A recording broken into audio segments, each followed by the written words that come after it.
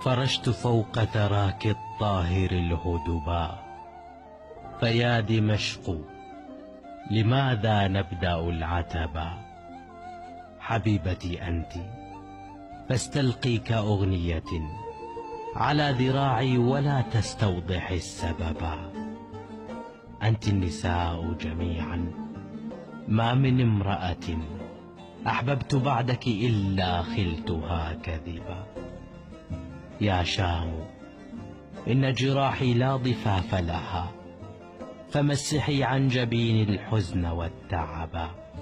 وأرجعيني إلى أسوار مدرستي، وأرجع الحبر والطبشور والكتبا.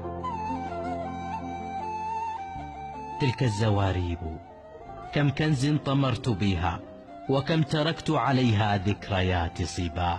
وكم رسمت على جدرانها صورا، وكم كسرت على أدراجها لعبا.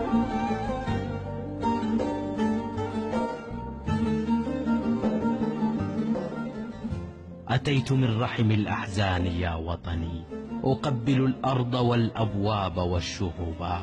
حبي هنا وحبيباتي ولدن هنا، فمن يعيد لي العمر الذي ذهبا؟ أنا قبيلة عشاق بأكملها، ومن دموعي سقيت البحر والسحبا. فكل صفصافة حولتها امرأة، وكل مئذنة رصعتها ذهبا.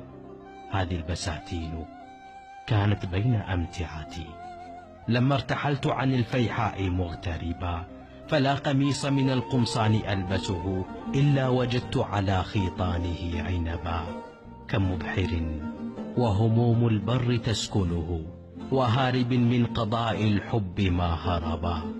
يا شام أين هما عينا معاوية، وأين من زحموا بالمنكب الشهبا؟ فلا خيول بني حمدان راقصة زهوا، ولا المتنبي مالئ حلبا.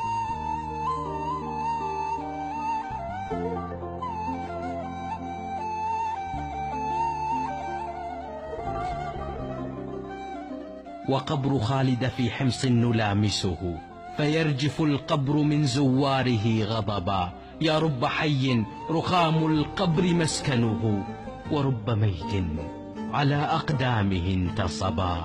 يا ابن الوليد ألا سيف تؤجره؟ فكل أسيافنا قد أصبحت خشبا.